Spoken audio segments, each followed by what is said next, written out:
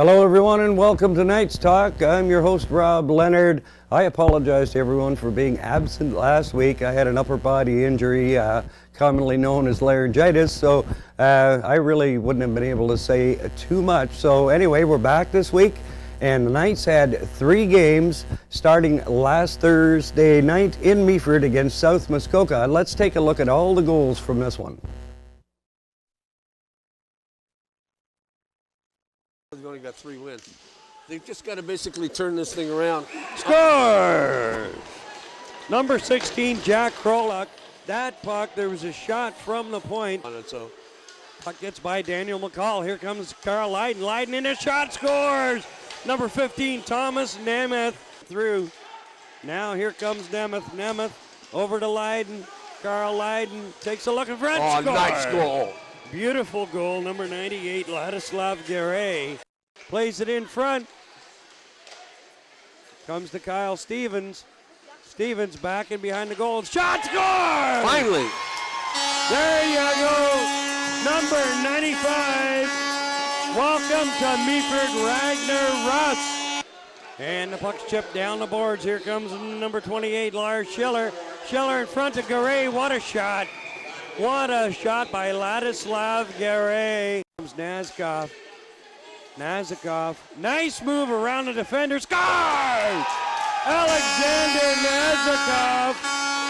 Bench minor for too many men on the ice, served by Carl Lydon. Here comes Nazikov. Shot, scores! Nazikov!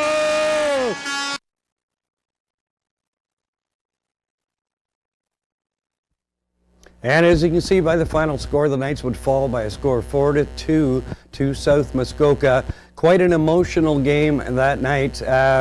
Really, anybody that watched the Rogers rebroadcast of that game will have no doubt in their minds exactly how I felt about that game and how Gord Chapman, our color commentator, also felt about that game. Really just a horrible game as far as the officiating went, and bad calls, non-calls, and it really set up for a dangerous situation in that game. Hats off to the players for not allowing things to get out of hand. Now, there was one suspension that came out of that game and one potential suspension still not announced as of yet. Head coach and general manager of the South Muskoka Shield, Frank Damasi, did a post-game interview with a local radio station, and his emotions got the best of him. No fault to Frank in that situation. He had plenty of reason to be upset. I spoke with Frank over the weekend, and I have a quote from Frank Damasi. Frank says, and I quote, "I should have chosen my words better, and in no way did I try to embarrass the league. I regret saying the things I said, as it paints the league in a poor light, and that was not my intention." So class act there, and Frank Damasi. And from my standpoint, from a sports standpoint, anybody would have been upset in that situation, but being that he is a representative of the league, you got to be careful what you say. He got a 2-game suspension for what he did say, but and again, I appreciate the time that Frank spent with me on the weekend and to clarify some things, and again, a classy response coming from Frank Damasi. Right, let's take a look now. Actually, we don't have any highlights. 2 away games. Meaford on the following Friday night, a rematch against South Muskoka in South Muskoka. Meaford lost by a score of 4-2. Brendan Watson and Liam Dinner scoring for Meaford. On Sunday in Meaford, the high-flying Newt-Tecumseh Civics, GM Ryan Wood taking his show to Newt-Tecumseh after winning the league championship last year with the Tottenham Steam, rolling along undefeated, defeat Meaford by a score of 11-3. What a powerhouse the Civics are. Eric Brennestat, Pat Pearson, and Kyle Stevens with the goals for Meaford in that one.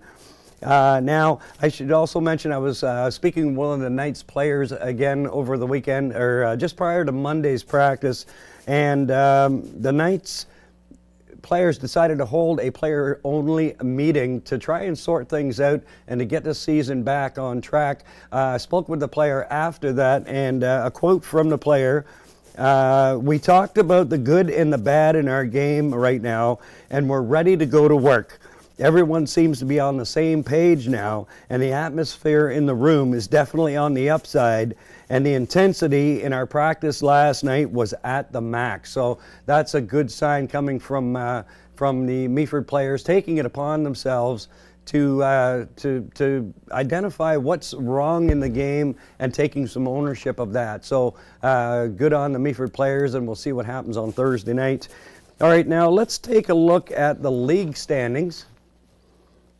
As I mentioned, the new Tecumseh Civics, 18-0, and as I said, what a powerhouse they are this year. Parry Sound Islanders sitting in second with 29 points. Bradford Rattlers not far behind them with 22. South Muskoka with the 2 wins over Meaford, tied with Almaguin with 22 points. And you look down the list, you can see Meaford struggling after 13 games so far this season at 3-10, but that is misleading. I honestly think that this Meaford team is much better than what their record is showing to this point. But again, it's going to take some work here to get these boys, get them firing the way that they should be. So now, if we could take a look at the night's leading scorers. On top still, Connor Annett sitting there with 8 goals and 12 assists for 20 points. Alexander Nazkov, we can add on another 6 points to his total. So he's got 3 goals and 3 assists that carried over from the Toronto team he was playing for. So he'll have 13 goals and 6 assists for 19 points, sitting in second. Cole McPherson with 13 points. And goals have been kind of hard to come by this year so far for the Knights. Now, if we could take a look at the league's leading scorers, and the rookie, or sorry, he's not a rookie, second year in the league, but 17-year-old Kassan Deslouis of the Rattlers has taken over the lead with 55 points. His teammate, Stepan Timofeyev, who played for the Tottenham Steam last year with 54 points. Valtteri Makavinica, I got that name, I'm getting it right, okay, 50 points. Regan Yu, who was on top for quite a while there, has slipped now down to 4th spot. And Carl Lydon picked up quite a few points there against Meaford in those 2 games. He's sitting with 42. Interesting, 2 players tied with 38 points. All right, so let's take a look now at the upcoming games. Upcoming this Thursday night, Rogers Sports Exclusive. We will be there against the Orangeville Ice Crushers. Game time 7:30 at the Meaford St. Vincent Community Center. And I think I used the phrase familiarity breeds contempt. You take a look at Friday, November the 11th. Meaford will play the South Muskoka Shield again, this time in South Muskoka. That'll be the 3rd time in a week, basically, or 2 weeks that they've played each other. Meaford with a couple of tough ones coming up against Parry Sound and Bradford.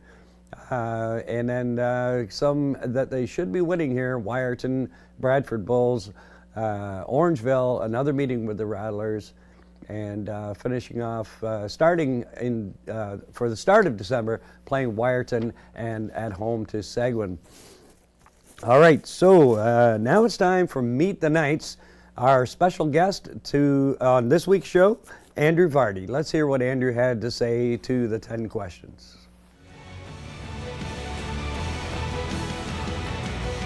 All right. On a sinking ship and you're bailing to save your life, which teammate would you want bailing with you? I'd have to say Adam Robertson. Yeah, he's a good guy. Definitely be with him. All right. Favorite pregame meal? Chicken Alfredo, for sure, yeah. All right. PS4 or Xbox? PS4. Pre-game rituals, do you have any? No, I don't really have any. Nothing? Not at all. No. Most of it as a goalie, right? The Yeah, goalies have all that keep it crazy simple. stuff. Yeah. Okay. All right. What do you do when you're not playing hockey? I'm going to school, so high school. Yeah. Still in high school? Yeah. Wow. All right. If you could choose one CD and only one, what would it be? Probably J. Cole. Yeah, his last album was pretty good. For sure. Okay.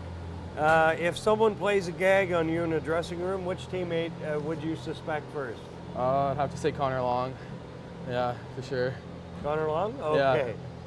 All right, and is there anyone you'd like to say hello to? Yeah, I'd like to say hello to my family. Just thank you for all the support. Yeah.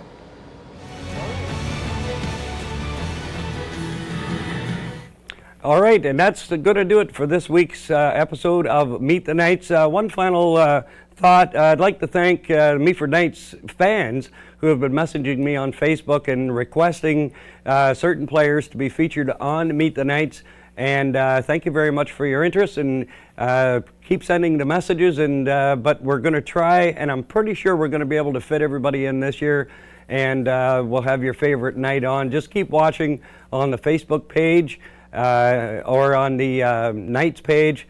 Watch for the Meet the Knights episode, and I'm sure you'll see your favorite player. So for producer Mark Perry, I'm Rob Leonard. We'll see you next week on Knights Talk.